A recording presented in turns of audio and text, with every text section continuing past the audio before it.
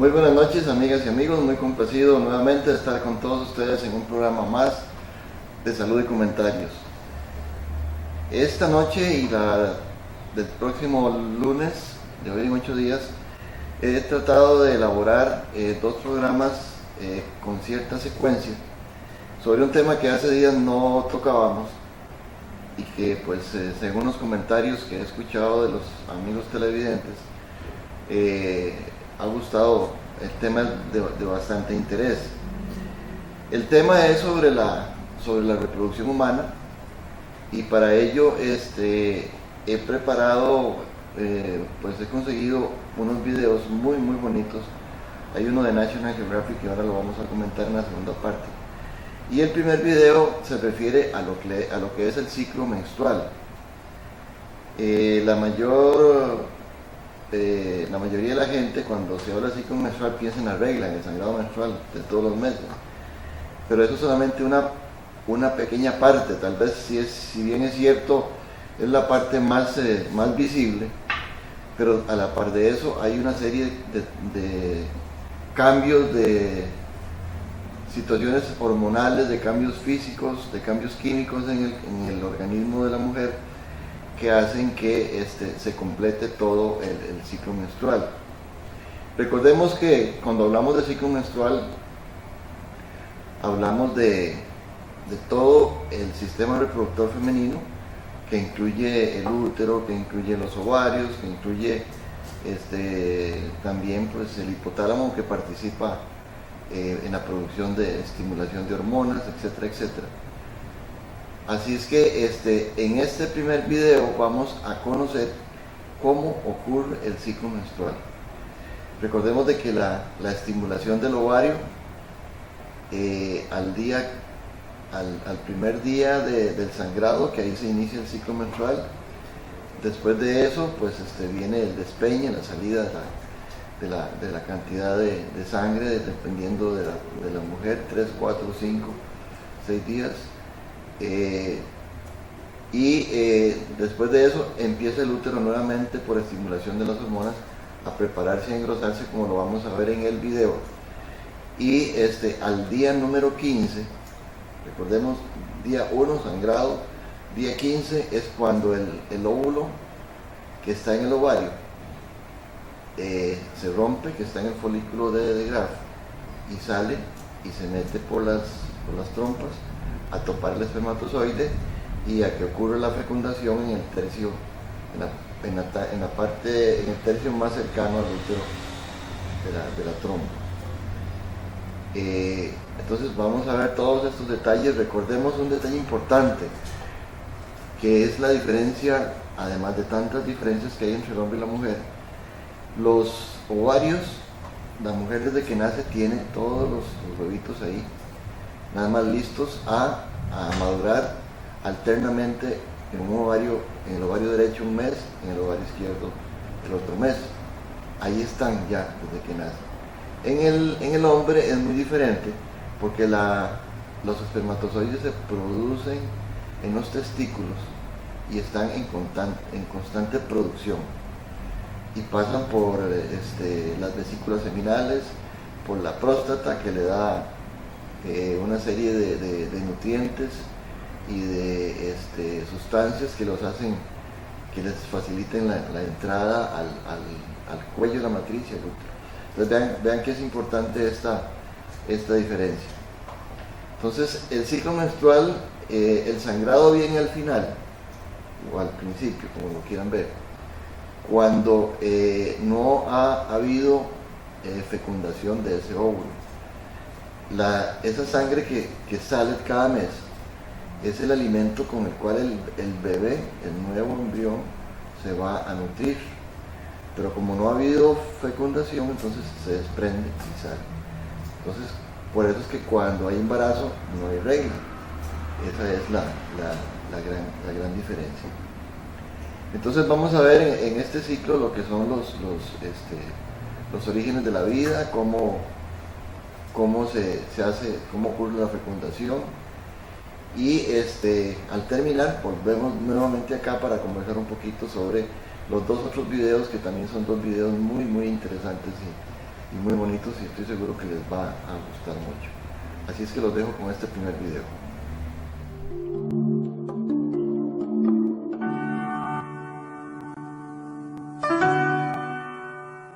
El ciclo menstrual es uno de los caracteres sexuales secundarios que se presentan en la mujer.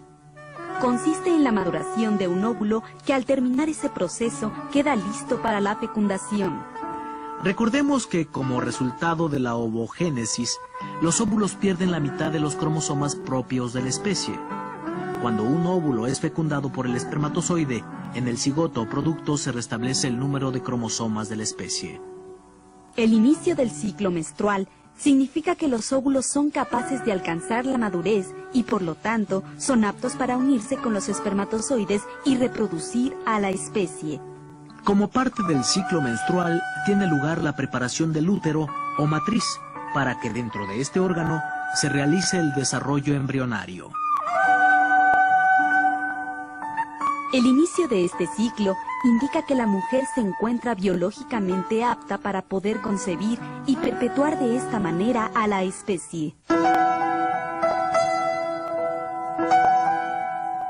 Cuando empieza la pubertad, los óvulos maduran alternadamente en los ovarios. A este proceso de maduración de los óvulos se le llama ciclo menstrual y su duración varía entre los 21 y los 35 días.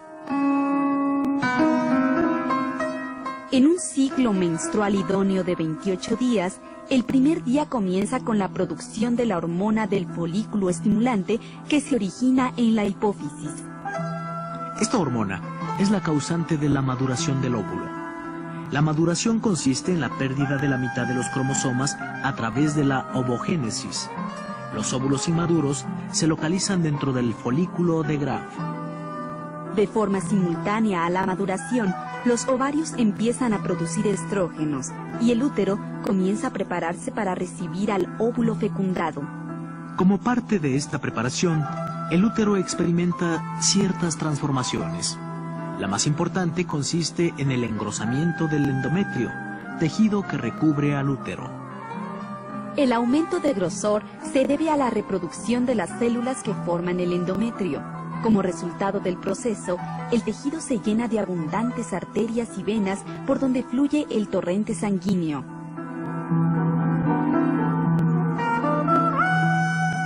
Aproximadamente 14 días después, cuando el óvulo ha concluido su maduración, la hipófisis segrega otra hormona, denominada hormona luteinizante. Esta hormona es la responsable de la ovulación.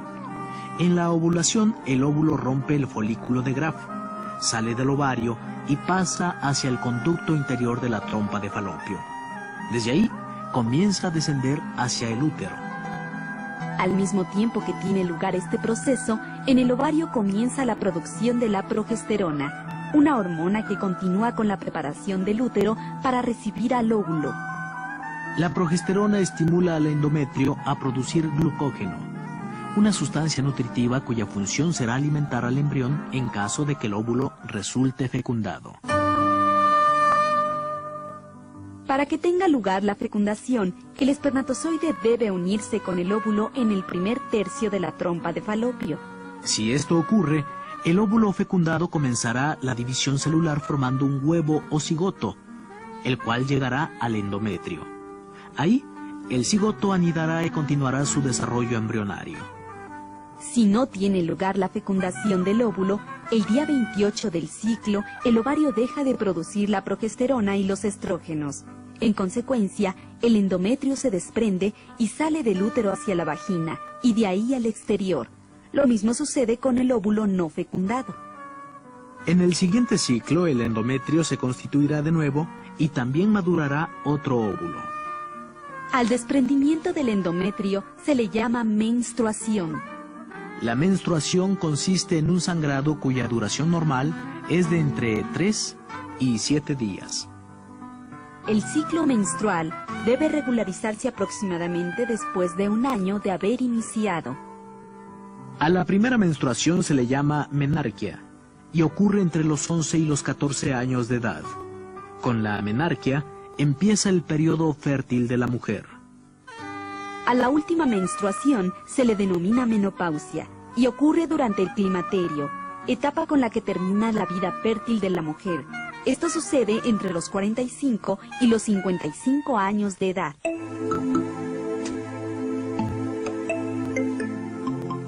El ciclo menstrual típico tiene una duración de 28 días, pero es muy extraño que alguien presente una regularidad tan estricta. Por lo general, la duración del ciclo es variable y abarca un periodo que va de los 21 a los 35 días. Muchas veces una misma mujer puede presentar variaciones en su ciclo. Esto es algo normal y además sumamente común, en especial durante la pubertad. Pero también hay ciclos que, al ser demasiado irregulares, pueden implicar algún problema de salud. Ante estas variaciones, lo mejor es asistir con un médico especialista, es decir, un ginecólogo. Es necesario contar con la información adecuada para enfrentar este proceso biológico. Conocer nuestro propio cuerpo constituye una de las responsabilidades que tenemos como individuos. Además, eso ayuda a hacer a un lado miedos infundados y a prevenir determinadas circunstancias. También es importante acercarse a las fuentes correctas de información para comprender este hecho biológico. En algunas mujeres se manifiestan una serie de síntomas de molestia durante los 10 días previos al inicio del ciclo menstrual. A este conjunto de síntomas se le ha denominado síndrome premenstrual y se presenta con mayor frecuencia en las mujeres que tienen entre 20 y 40 años de edad. Este síndrome tiene manifestaciones psicológicas y físicas. Quienes lo padecen se ponen más irritables y se quejan de dolores en los senos o en el vientre, así como de dolores de cabeza. Para disminuir estas molestias, conviene relajarse, comer adecuadamente, evitar la sal, hacer ejercicio y divertirse. El procurar tranquilidad y relajamiento ayuda a sobreponerse a estas incomodidades. Asimismo, es recomendable extremar la higiene íntima y bañarse diario. En otras palabras, puedes atravesar por este proceso con las menores molestias posibles y sin experimentar dolor.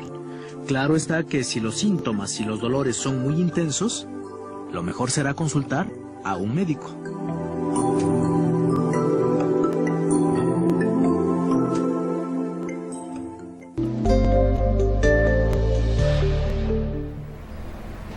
Bien, espero que les haya quedado claro este video, muy interesante de veras. Y ahora quiero compartir con ustedes dos videos que publicó la National Geographic, que son videos muy bonitos, muy ilustrativos, sobre se llaman La Carrera de la Vida. Son dos, video 1 y video 2, y ahí ustedes van a poder observar en forma gráfica cómo es que ocurre, dónde ocurre la formación de los espermatozoides, cómo es que salen, cómo es que maduran, cómo es que llegan en la relación sexual a penetrar en la mujer. Por supuesto, son cosas muy ilustrativas, no se preocupen, no hay ninguna escena que pueda faltar al favor de nadie. Y después ver todo el proceso de cómo, de una forma muy gráfica les digo, porque el National Geographic lo ha hecho muy bonito, con una gran cantidad de hombres y de mujeres que van corriendo por un cañón, haciendo el ejemplo de los espermatozoides cuando van saliendo. Van a ver ustedes hombres y mujeres, y les voy a explicar por qué van a ver hombres y mujeres. Porque el hombre es el que determina el sexo en el embarazo. Entonces, si hay un espermatozoide que se describe así genéticamente, Y, que representa al hombre, trae las características masculinas y fecunda el óvulo, entonces van a ser un niño, se va a formar un niño. Si es un espermatozoide X, es porque se va a fecundar para que el embrión sea femenino. Así es que aclaradas y ampliadas un poquito esas explicaciones para no alargar más el tema, los dejo con estos dos videos que son muy bonitos. A mí me gustaron mucho y están muy cerca del conocimiento de ustedes para que sepan. A veces vemos a una mujer embarazada, a veces vemos los niños y no llegamos a conocer lo que es la esencia de la vida. ¿Qué es lo que ocurre? ¿Cómo ocurre? ¿Por qué ocurre? Todo lo que es el proceso de la fecundación, que se peguen el espermatozoide y el óvulo, y todo lo que tiene que caminar, todas las penurias que pasan en los espermatozoides para poder llegar al parto, como lo vamos a ver en el próximo lunes en otra serie de videos que posteriormente lo vamos a ver. Así es que los dejo con estos videos.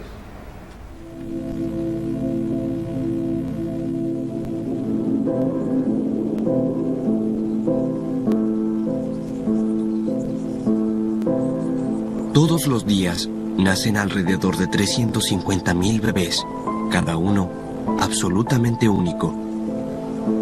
Hace unos meses, este bebé ni siquiera existía, y la historia de cómo llegó a existir a pesar de sus escasas posibilidades es extraordinaria. Este es el momento de la concepción, cuando solo un espermatozoide se fusiona con el óvulo. Si otro espermatozoide hubiese llegado antes, este bebé sería otra persona. ¿Qué habrá hecho tan especial al espermatozoide ganador? ¿Por qué tuvo éxito entre los miles de millones de espermatozoides? Para averiguarlo, los llevaremos al viaje épico que los espermatozoides emprenden a través del cuerpo humano. Y lo haremos recreando todo este proceso a escala humana.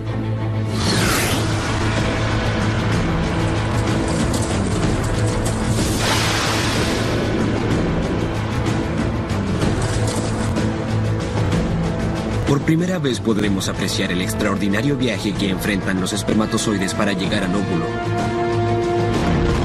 Es una de las historias más espectaculares de la naturaleza y es la razón por la que usted existe. Los espermatozoides enfrentarán a la muerte en cada paso. No hay regreso.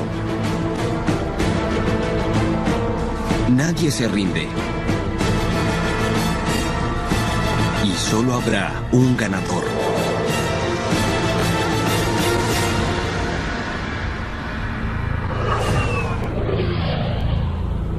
La gran carrera.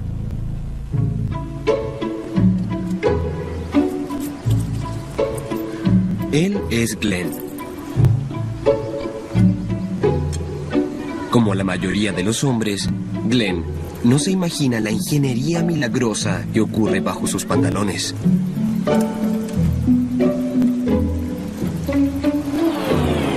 Los testículos de Glenn, que están suspendidos libremente para mantener su temperatura 3 grados más abajo que el resto de su cuerpo, producen 1000 espermatozoides con cada latido de su corazón. Y es este diminuto mundo de actividad frenética el que fascina al mundo de la ciencia reproductiva. Los espermatozoides son algo único porque son células que viven libremente y parecen ser autónomos. Tienen un solo objetivo, que es llevar una carga genética desde el hombre hasta la mujer. Por una compleja variedad de ambientes, tanto en el aparato reproductivo femenino como en el masculino. Los espermatozoides se mueven por todas partes. Les gustan ciertas cosas y otras no. En cierta forma son criaturas muy inteligentes y es divertido observarlos porque están en constante movimiento. El hecho de que todo ocurra a nivel microscópico significa que los científicos tenemos un gran obstáculo para observarlos.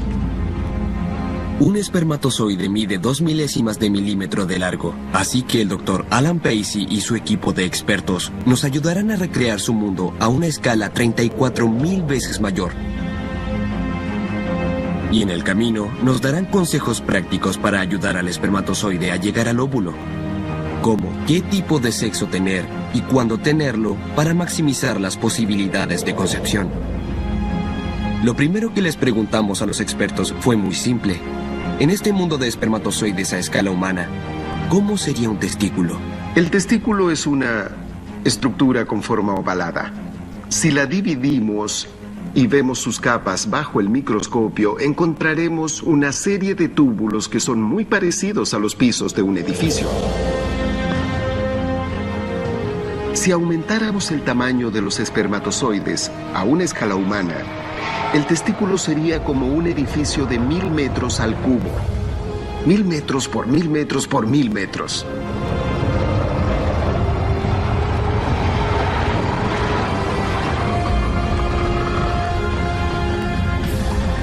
Ahora podemos entrar.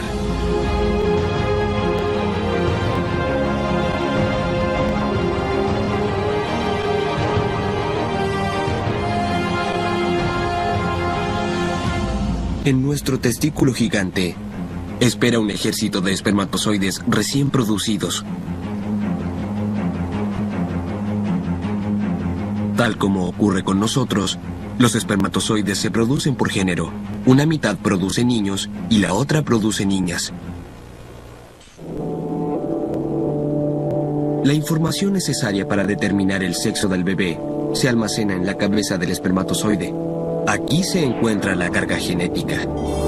23 cromosomas de ADN. Entre ellos, el cromosoma que define el sexo, X para las niñas y Y para los niños.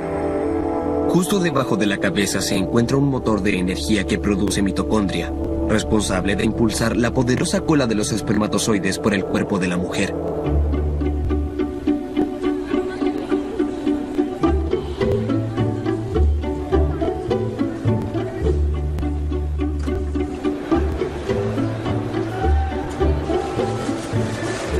Participan millones de espermatozoides. Es como un enorme edificio con muchas oficinas, con muchísimos elevadores y una multitud en hora punta moviéndose en diferentes direcciones constantemente.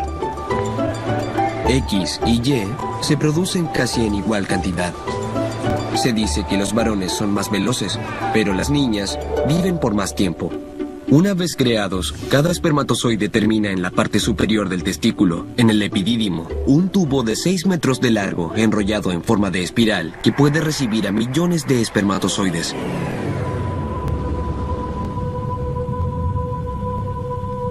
Imaginen estar hacinados en una oscura tubería de 320 kilómetros, sin tener idea de cuándo saldrán o si saldrán algún día. Una situación similar es la que viven nuestros espermatozoides.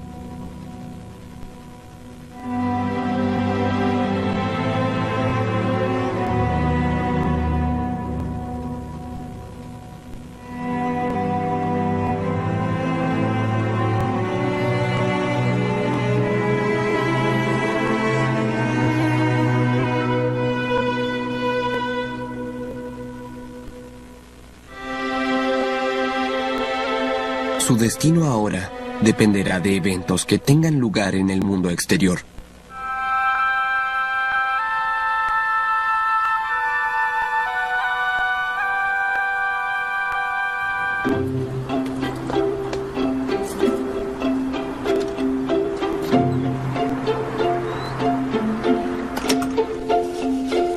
A diferencia de los miles de millones de espermatozoides producidos continuamente en el cuerpo de Glenn, una mujer, como Emily, produce solo un óvulo por mes.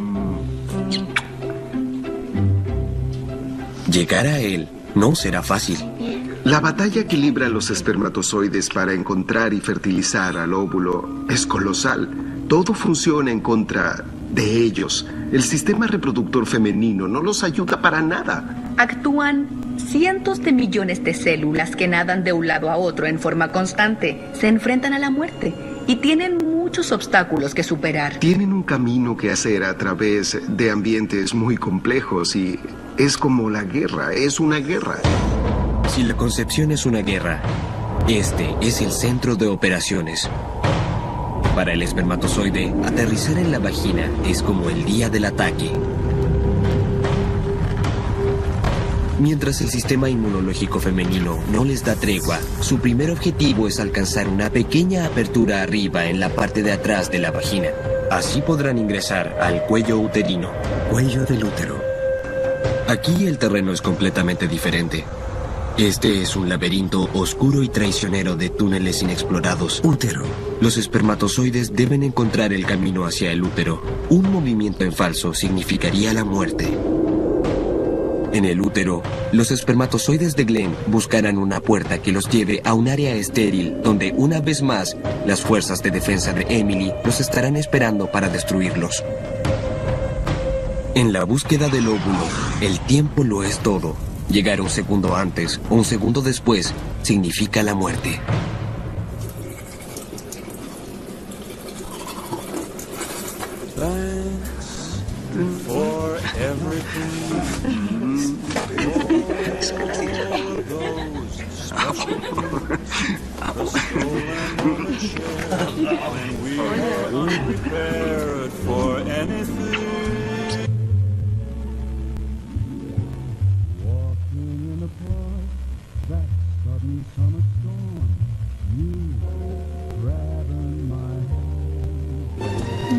Stumbling in the dark and wondering where's the warm.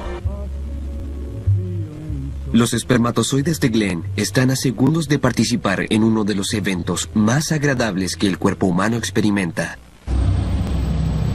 Pero ¿cómo se sentirán ser expulsados por un conducto angosto equivalente a 24 kilómetros en menos de 2 segundos, les guste o no?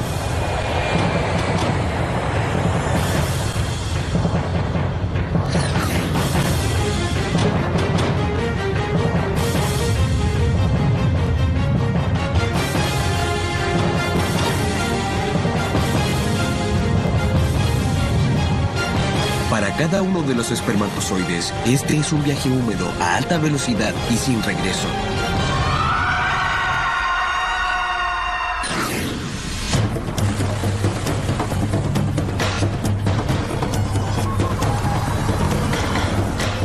No están nadando, están siendo forzados a salir por contracciones musculares y movimientos peristálticos.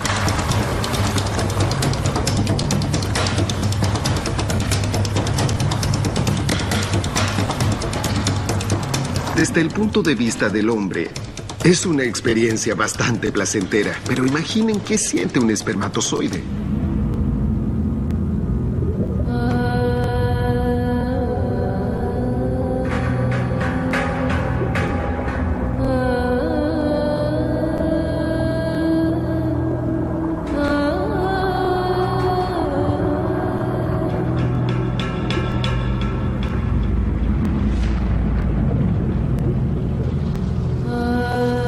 $250 millones de mensajeros genéticos entrarán al cuerpo de Emily. Y en minutos, la mayoría de ellos estará muerto. ¿Qué posibilidades tiene un espermatozoide común de tener éxito? ¿Existe algo que Glenn pueda hacer para ayudarlos a salir? Para saberlo, necesitamos conocer nuestra semilla. Un ritual que hombres como el Dr. Alan Pacey han llevado a cabo desde que se inventó el microscopio. Tenía un poco más de 20 años y estaba investigando antes de tener el valor de producir una muestra de mi propio semen, y recuerdo que al mirarlo bajo el microscopio por primera vez quedé asombrado, casi me caigo de la silla. Recuerdo que tuve que pararme y caminar un rato antes de mirar por el microscopio otra vez. No podía creer que eso había salido de mí. Los científicos más modernos tienen una visión más clara, pero desearían no tenerla, ya que gracias a que hoy en día se puede observar la cantidad de espermatozoides de calidad que se producen en una eyaculación promedio, podemos deducir por qué los hombres necesitan tantos espermatozoides. En los millones de espermatozoides eyaculados hay un enorme rango de tipos diferentes. Si los miramos bajo el microscopio, vemos que algunos espermatozoides apenas se mueven. Se observan algunos que parecen estar muertos y seguramente lo están. Si miramos su forma, veremos algunos con cabezas grandes, otros con cabezas pequeñas o incluso con 2 cabezas. En un hombre fértil promedio, solo entre el 18 y el 20% como máximo tendrá un buen tamaño y forma. El restante 80% en realidad no llegará a ninguna parte. Para tener éxito en la carrera, los espermatozoides deben ser muy ágiles y numerosos. Los más viejos no pasarán los primeros obstáculos, y al descomponerse, liberarán sustancias que pueden dañar a los espermatozoides más jóvenes.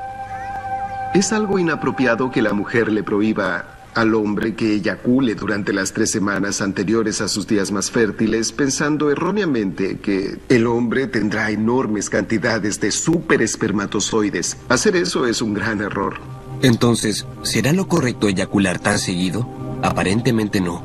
Si un hombre eyacula muy frecuentemente, los espermatozoides producidos y los espermatozoides almacenados no serán suficientes. Entonces, ¿cada cuánto tiempo una pareja debe tener sexo?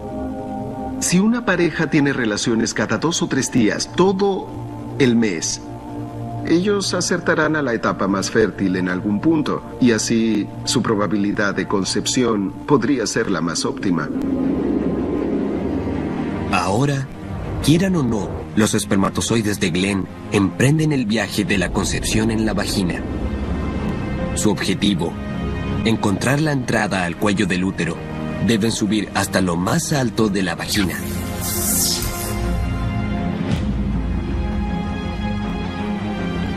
Desde la perspectiva de un espermatozoide, la vagina es como un cordón montañoso. Es un lugar enorme y sobrecogedor.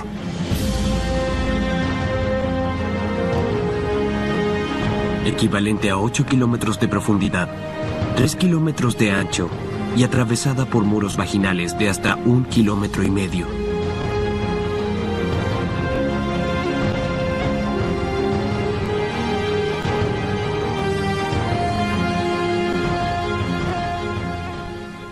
Al abandonar el espeso semen que los protegió al aterrizar, es hora de que los espermatozoides de Glenn hagan una parada en el cuello del útero.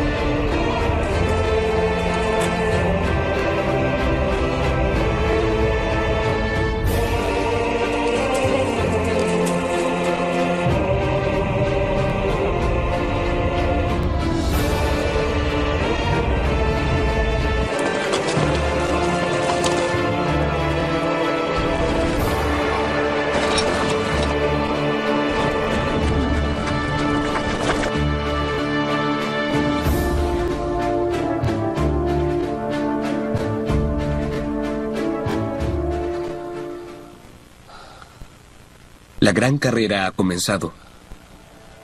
Pero no es solo el terreno épico de la vagina, ni siquiera sus propias fallas físicas las que ponen en peligro mortal a los espermatozoides. Todo en la vagina funciona en contra de los espermatozoides. Pasan solo unos minutos entre la llegada de los espermatozoides y su potencial muerte. Los espermatozoides son atacados desde todos los ángulos.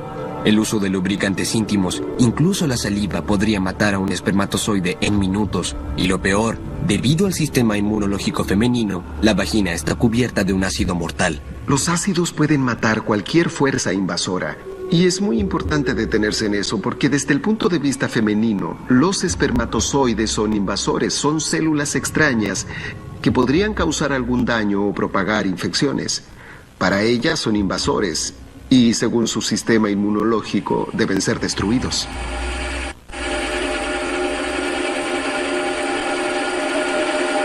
Después de 30 minutos dentro de la vagina, el 99% de los espermatozoides estará muerto o agonizando. Para nuestros espermatozoides humanos sería una escena de devastación.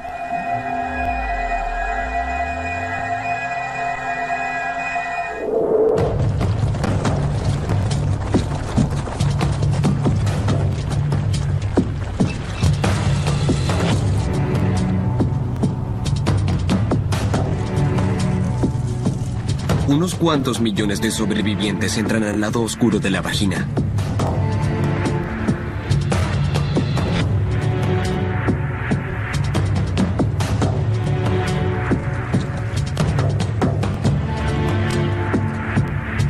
Desesperados, intentan huir de la muerte, llegando al cuello del útero que está sobre ellos.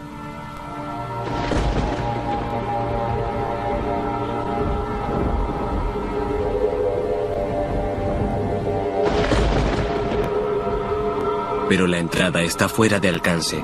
Ahora, para evitar la aniquilación total, el cuerpo de Emily debe salir al rescate. Emily está cerca de la ovulación, un proceso que produce que el estrógeno se extienda por el cuerpo, suavizando la espesa mucosa que sella el cuello del útero por el resto del mes para protegerlo. Esta mucosa cervical caerá por la vagina, ofreciéndole a los mejores espermatozoides la posibilidad de pasar a la próxima etapa de la carrera.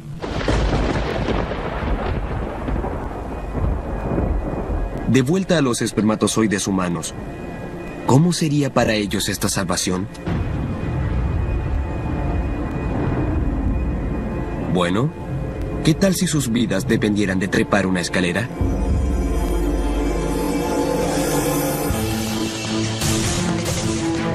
Una escalera que se extiende el equivalente a 1,5 kilómetros hacia el cielo.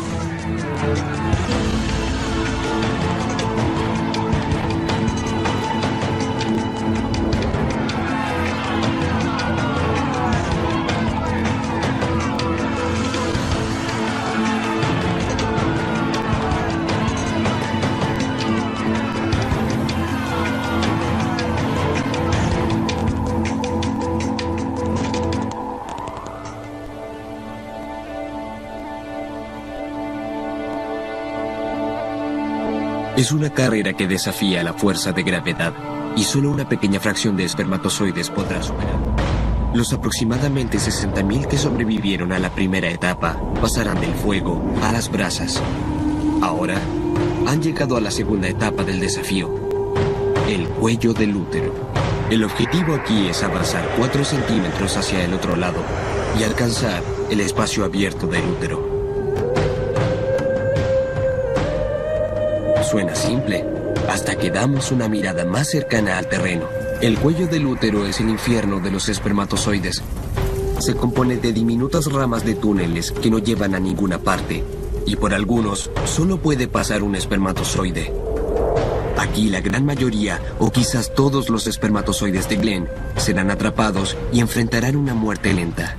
La naturaleza posee un proceso de selección en el cuello del útero y selecciona a los mejores.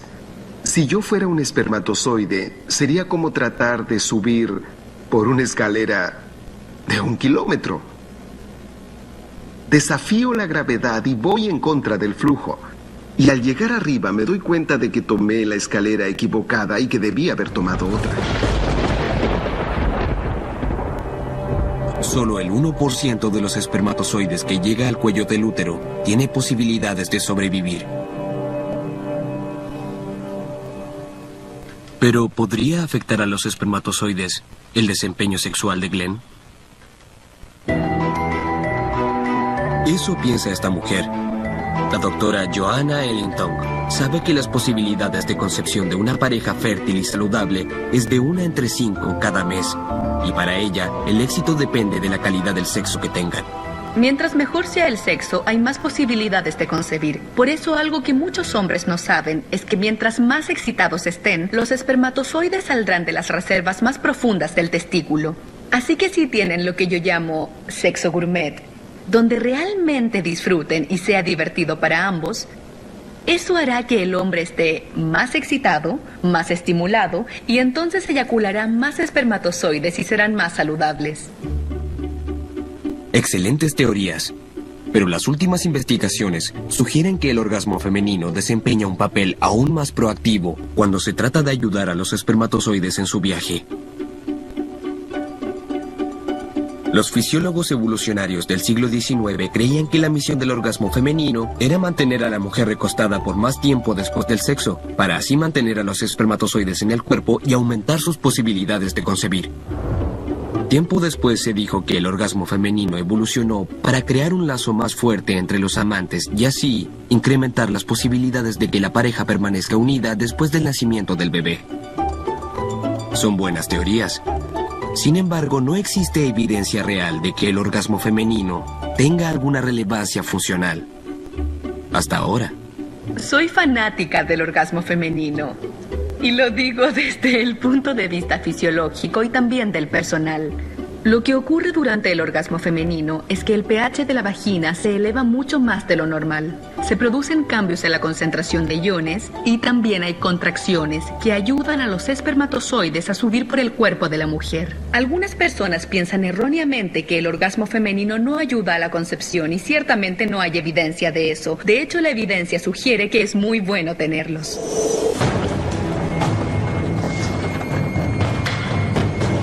Por suerte para Glenn, 3.000 de sus espermatozoides están en buena forma y no se pierden en el camino.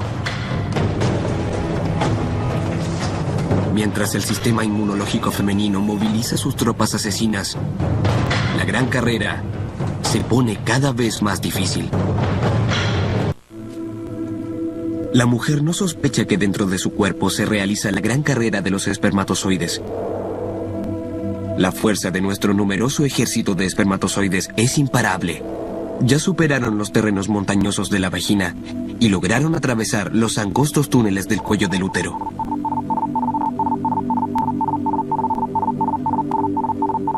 Llegar hasta aquí ha cobrado muchas vidas. Ahora solo quedan 3.000 espermatozoides. La aventura continúa gracias al hecho de que Emily está ovulando. Entonces, con una pequeña ayuda del poder inconsciente de la ovulación, la gran carrera continúa. 250 millones de los competitivos espermatozoides de Glenn entraron a la vagina de Emily, y solo 3.000 sobrepasaron el infierno oscuro del cuello del útero, que es la entrada a un ambiente absolutamente diferente.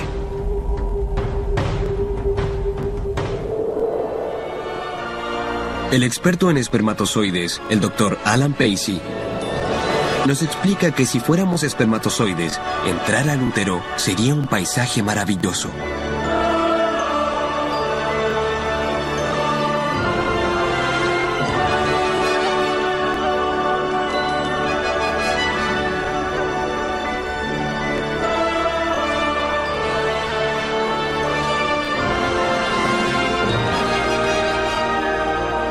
Desde el punto de vista de un espermatozoide, el útero representa una gran planicie por la que ellos tienen que navegar y encontrar en el otro extremo una pequeña abertura que los lleva a las trompas de falopio. Para nuestros espermatozoides a escala humana, el útero se convierte en una enorme área abierta, parecida a un campo de 3 kilómetros de largo por 500 metros de ancho. Para los espermatozoides, encontrar la entrada a las trompas de falopio, por donde caben algunos de ellos, es como buscar una aguja en un pajar. Y una vez más, la ovulación sale al rescate. La ovulación ocurre en una trompa un mes y en la otra el otro mes. Así que cuando un óvulo va a ser liberado del ovario izquierdo, el útero entonces prefiere mover material hacia el lado izquierdo. Así que los espermatozoides son atraídos por estas contracciones musculares del útero y pasan al útero relativamente rápido.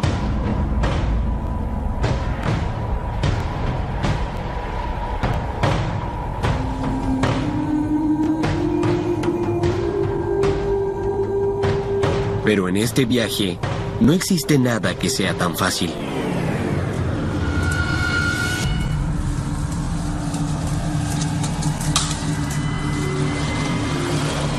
Los espermatozoides de Glenn pronto descubrirán que no están solos. Van directo a una emboscada. La función primaria del útero es recibir el embrión en desarrollo. Cuando ocurre la concepción, ahí se gesta el feto durante el embarazo. No está diseñado para los espermatozoides. Sucederá que muy pronto se activarán los leucocitos y la respuesta inmune será deshacerse de los espermatozoides y matarlos antes de que lleguen a las trompas de falopio. Los leucocitos son los asesinos del cuerpo femenino. El sistema inmunológico envía miles de células al útero a través de la sangre para acabar con los espermatozoides. En comparación con los espermatozoides, los leucocitos son más grandes y cazan en grupos. Al detectar a un espermatozoide, muchos leucocitos caerán sobre él, lo encapsularán y a la larga lo destruirán. Por el contrario, para el cuerpo femenino, los leucocitos son esenciales para combatir enfermedades y cuerpos extraños dañinos. Pero tratemos de verlo desde la perspectiva de un espermatozoide.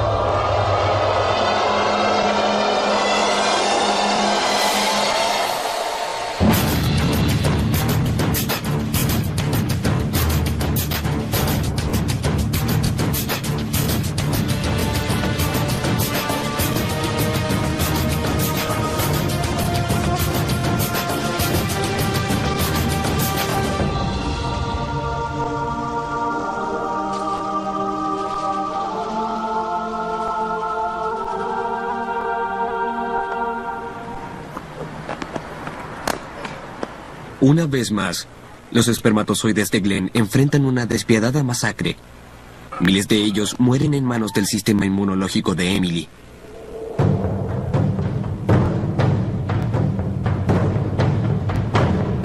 Solo unas cuantas docenas de afortunados llegan a la entrada de las trompas de Falopio. Ahí averiguan que se reserva el derecho de admisión. Los espermatozoides deben nadar con ciertas características para poder pasar hacia las trompas de Falopio. Y cualquier espermatozoide que se mueva de forma errante podría ser excluido. También posee potencialmente un sistema de reconocimiento celular, por lo que solo los espermatozoides que contengan las moléculas correctas tendrán permiso para pasar.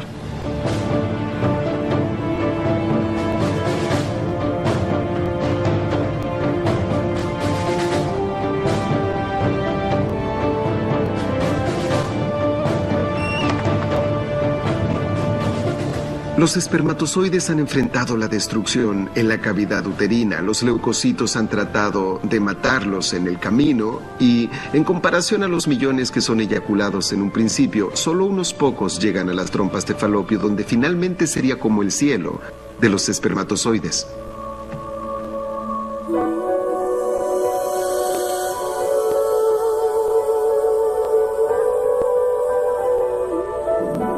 Bienvenidos a una de las trompas de Falopio de Emily. 10 centímetros que solo se puede describir como el paraíso de los espermatozoides.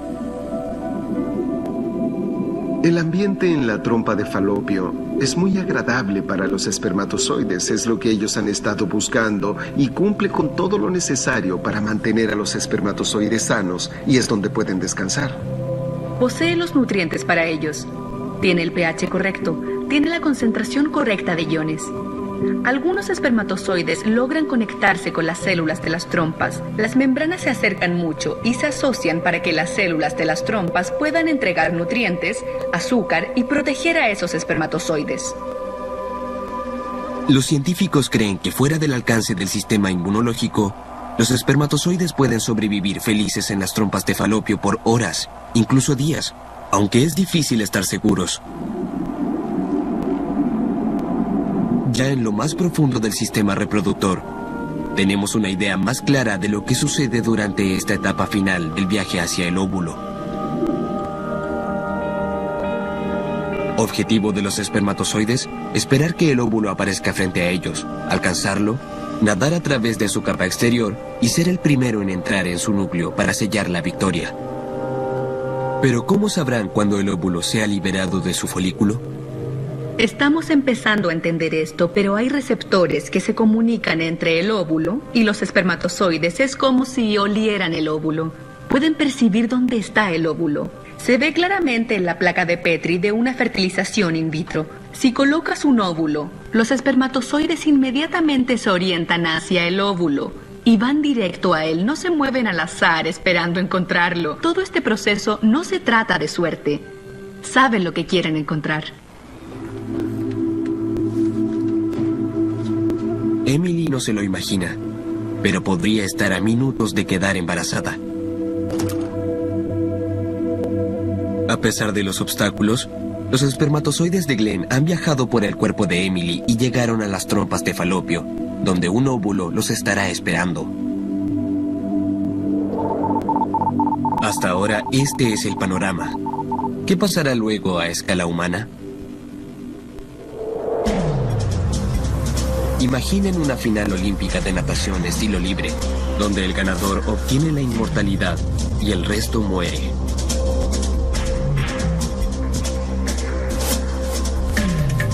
Durante la ovulación se liberan olores que provocan hiperactividad en los espermatozoides, lo que les da la habilidad de fertilizar al óvulo. Liberan capas de proteína en un proceso llamado capacitación.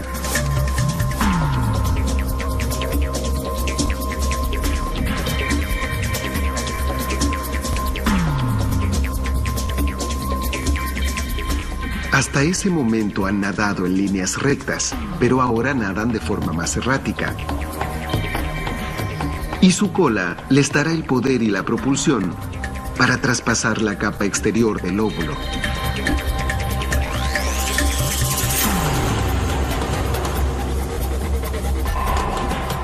De pronto se encuentran listos para su objetivo.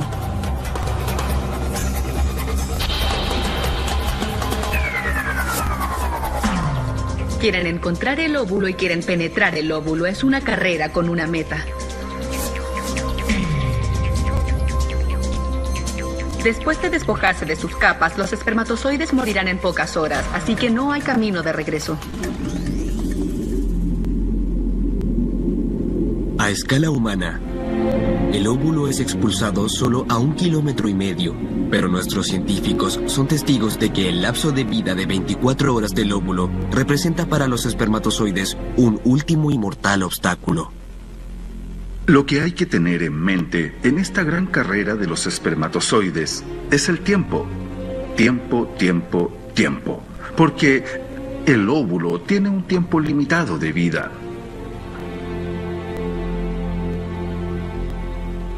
¿Qué tal si el óvulo llega un poco antes? ¿Qué pasaría si los espermatozoides se capacitaran un poco antes? ¿Qué tal si el óvulo llegara unas horas más tarde u otro día? ¿No resultaría si los espermatozoides se capacitaran desde el principio porque morirían?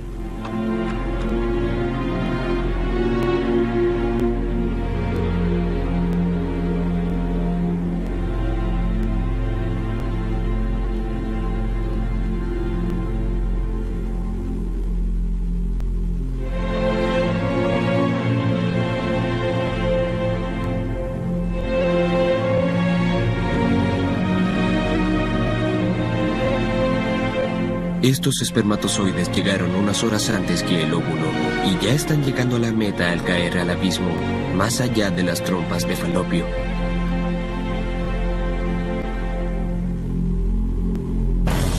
Ahora solo quedan 2 heroicos espermatozoides, los únicos sobrevivientes de un total de 250 millones. Uno lleva el cromosoma masculino Y y el otro lleva el cromosoma femenino X, quienes dejaron los testículos de Glenn hace 14 horas.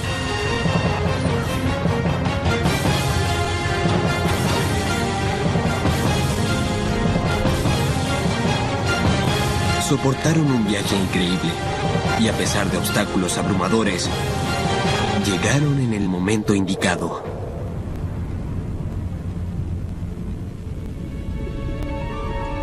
En el lugar más recóndito del sistema reproductor de Emily, espera el óvulo.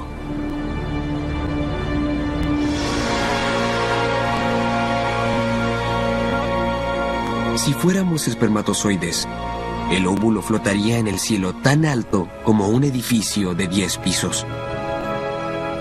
Durante la gran carrera, los espermatozoides disminuyeron desde la eyaculación hasta pasar a las trompas de falopio. A la vista de la fertilización, cuando el óvulo es fertilizado, queda un espermatozoide, tal vez 2 o 3, pero muy pocos de verdad están peleando por obtener el premio final.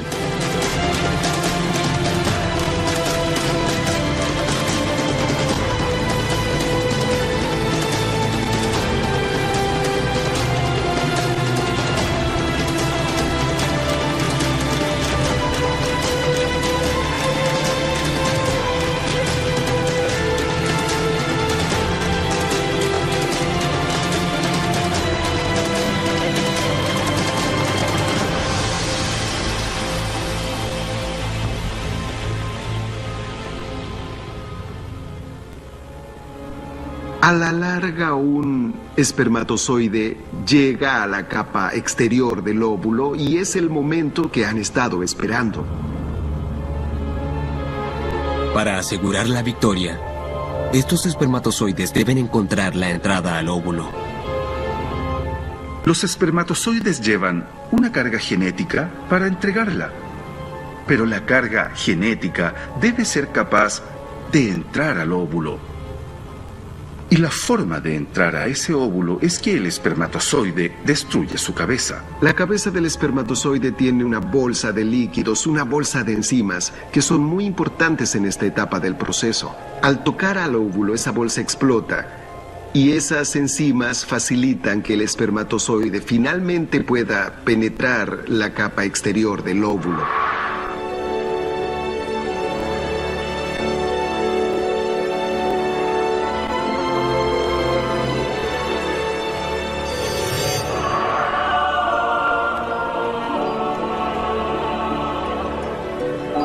La gran carrera ya tiene un ganador.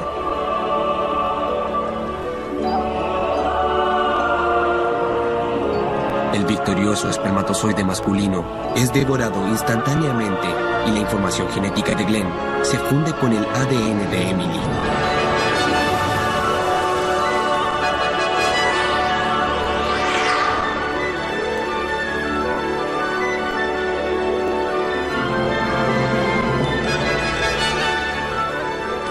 El resultado es esta elegante danza de cromosomas masculinos y femeninos, lo que es oficialmente el anuncio de que el óvulo ha sido fertilizado, una nueva vida ha sido creada y el desarrollo de un nuevo individuo ha comenzado. Hace solo 14 horas, millones de espermatozoides se embarcaron en la más increíble aventura del mundo natural, una aventura que se llevó la vida de todos los demás.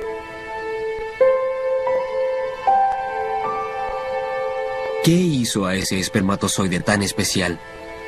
¿Por qué sobrevivió entre miles de millones como él? Piensen en las posibilidades que tuvo cada uno de nosotros para estar aquí ahora, comparado con los miles de millones de espermatozoides que quedaron sin lograr su objetivo. Ellos pudieron traer una descendencia más inteligentes, más guapos, mucho más atléticos, mejores en todo sentido, pero no lo lograron porque no estuvieron en el lugar o en el momento correcto, o no encontraron el camino y la unión útero-tubal, o tal vez se capacitaron demasiado pronto antes de que el óvulo llegara, o quizás se tardaron un poco más en capacitarse. Entonces le debemos mucho a la suerte en este proceso en el que el espermatozoide logra fertilizar al óvulo.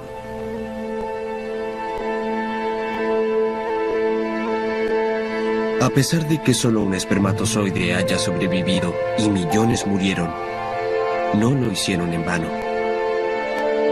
Ellos dieron su vida para dar comienzo a una vida completamente única.